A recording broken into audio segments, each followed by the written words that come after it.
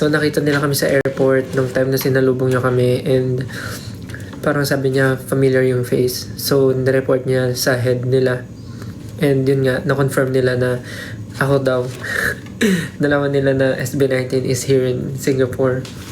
So nung nalaman ng head, in-invite kami nung kakilala namin sa Philippines from Pop Mart Philippines, si Michelle. Michelle, thank you so much for inviting us. Even the global PR team of Pop Mart, thank you so much for inviting us. So in-invite nila kami pumunta kanina sa Manila Bay Sand for the Pop Toy Con show. So, isa siyang malaking convention na puro toys, different toys. But, syempre, andun yung favorite nating Pop Mart. So, nandun kami. Pumunta kami ni Justin and ibang onesie staff. Tapos, chinek namin yung lugar, yung convention, mga booth, and yun. Namili kami ng mga wala sa Pilipinas. I think meron ito sa Pilipinas, pero dito ko siya nabili. And yung bagong kubo. Wait lang.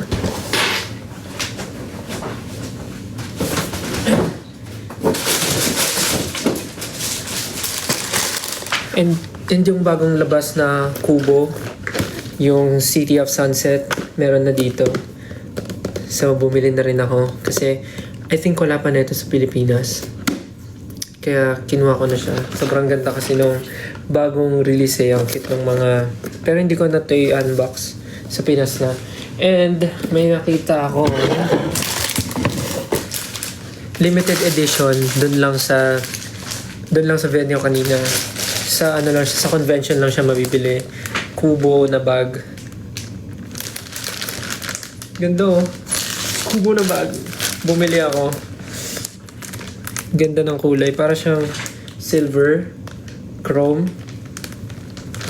color. So, ganda siya. Para siyang bag. Shoulder bag. Ganun. And, may story time ako. So pagdating namin, inabutan kami ng parang loot bag ng Pop Mart. So, syempre si Hirono yung Tapos, sumakto na nandun sa Toy-Con yung mismong artist na nag-sketch ng Hirono. So, nandun siya to sign yung mga fans na nandun. So, luckily, me and Justin were there. And then they told us if we want to meet the artist, si Mr. Lang. So, nung na-meet namin siya, pinirmahan niya yung bag namin ni Justin. So, nilagyan niya ng 2 Stel. Tapos, dinrawingan niya ng Hirono. Ang galing. So, meron akong signature nung artist nung Hirono. Diba? Sobrang swerte. Sobrang swerte namin. May picture din kami pero popost ko na lang siya soon. So yun, thank you so much Pop Mart. Thank you so much. Thank you po Michelle. Kung napapanood nyo man po ito, maraming salamat po. And may mga new releases din sila na dadalahin sa Pilipinas soon. Kaya sa mga Pop Mart lovers dyan, abangan nyo. So yun lang yung story. Mamaya unbox ko yung Harry Potter. Kasi unang nakita ko siya kay Kuya Yani. Bumili si Kuya Yani. Tapos nainggit ako. Anyways, kain na ako. I'ma eat.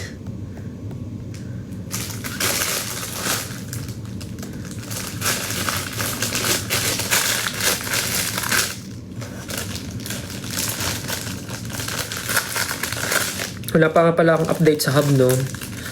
Ano ba ang gusto nyo i-post ko sa hub?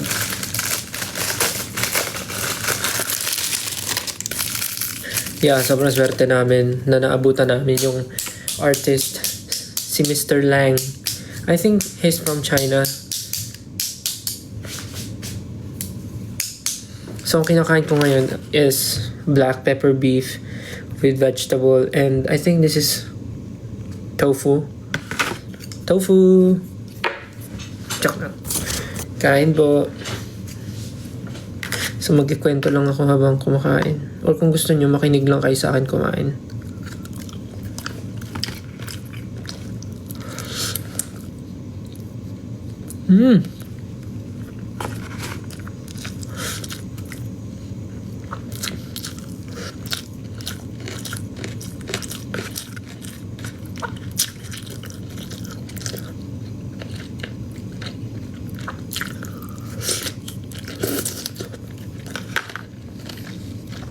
Hapdi, may singaw ako.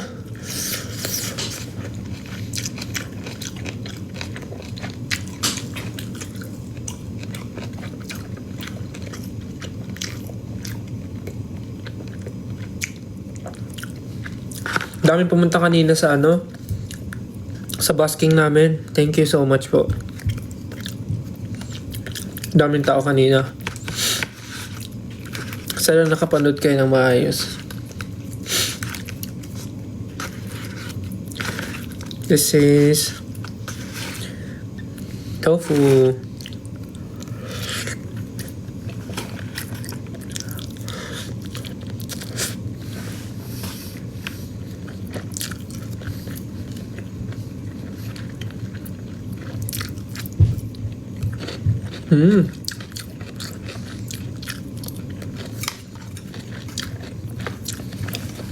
Baka po naiingayan kayo sa akin kumain ha.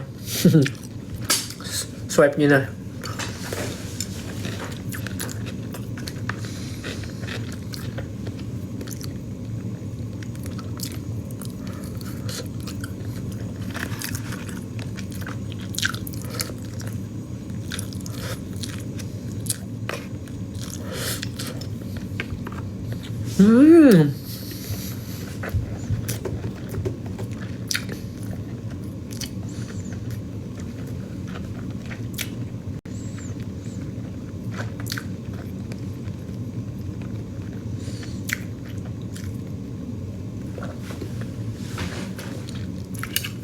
Pag kumakain ako, gusto ko punong-puno yung bibig ko ng pagkain. Kayo rin ba? Ganun kayo kumain? Gusto ko yung punong-puno yung bibig ko ng food para pag ninunguya ako, marami akong nafe-feel. Piling ko iba ganun din. Kasi parang ang sarap ng pagka nalalasahan mo siya lahat. Pagka ramdam na ramdam mong inunguya mo siya.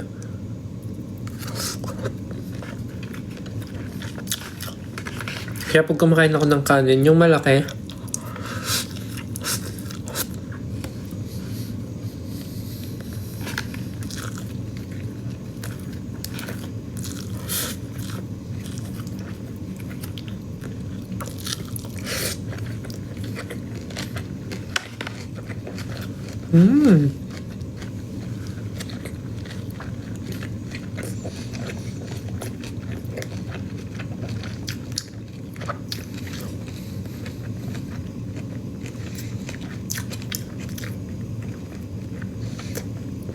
excited na ba kayo bukas? Sino mga manonood dyan ng show bukas?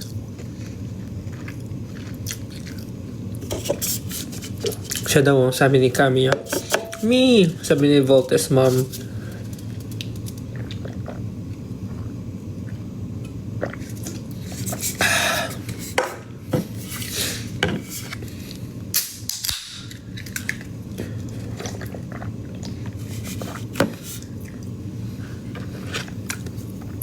Watching from Dubai.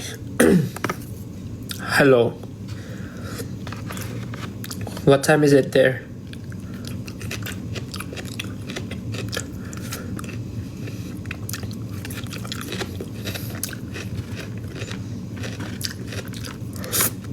Sorry.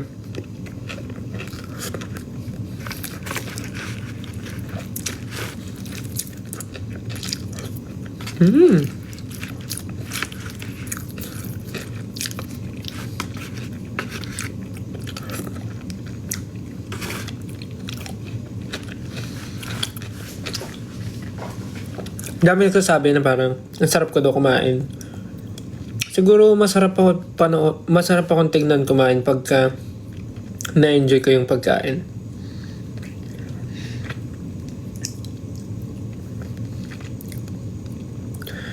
Pag sobrang na-enjoy ko yung food, talagang feeling ko mukha akong nag-enjoy ng sobra. Pwede nga ata akong maging mukbanger. Mukbanger!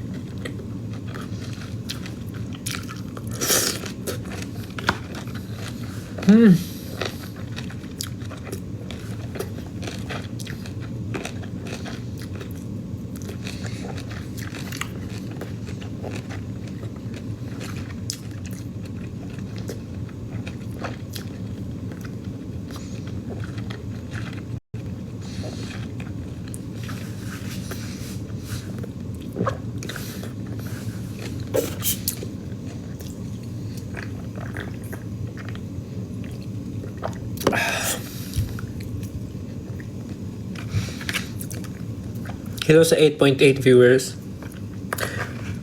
Nag-dinner na ba kayo?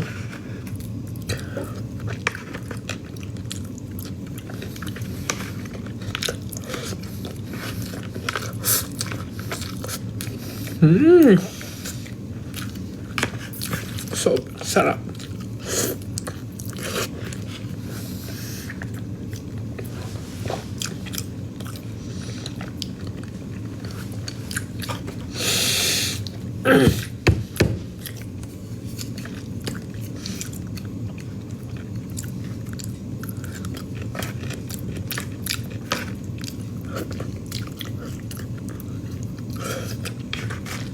Namiss ko tuloy bigla yung tocino.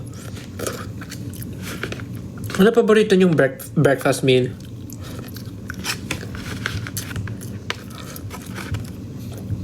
Ako kasi, anything na may egg.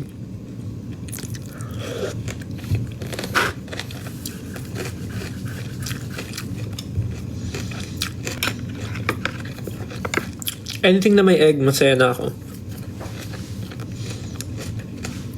Tocino, tapa, bangus, corned beef, tuyo.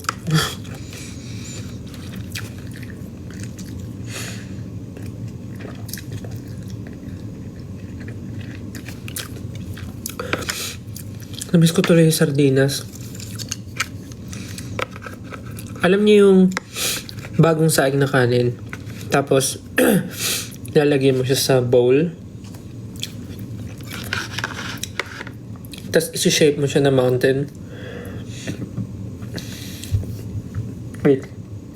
So, when you have the bowl, you put rice, then you shape the rice like a mountain, and then so hot rice siya, steaming rice. Tapos lalagyan mo ng yung sardinas from the can, yung hindi mo na lulutuin, yung fresh from the can, tapos ipo-pour mo siya dun. Sobrang sarap. Tapos konting kalamansi. Shit, na-miss ko.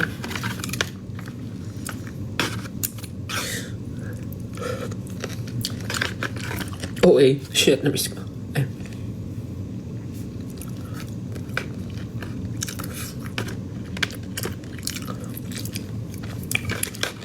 Tapos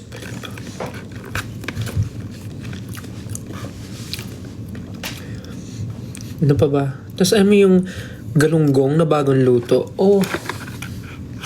Yung galunggong na bagong luto. Yung tipong amoy na amoy mo yung init nung mantika. Ano pa ba? Kumakain ba kayo ng sinaing na tulingan? Alam niyo ba yung sinaing na tulingan? So, tulingan is a fish. Then, pag niluto siya, you'll wrap the fish in a banana leaves. Tapos, parang, it depends merong mga, may malaking fish and may maliliit din. Pero, ang tawag nila dun ay binuburo. Parang ganun. Tapos, so pag nirap na siya dun sa banana, sa dahon ng banana, parang lulutuin siya. Parang ipapakuluan siya with water hanggang sa lumambot ng lumambot. Tapos habang tumatagal lalong sumasarap. Tapos naalala ko, pag yun yung niluluto ng lolo ko, sobrang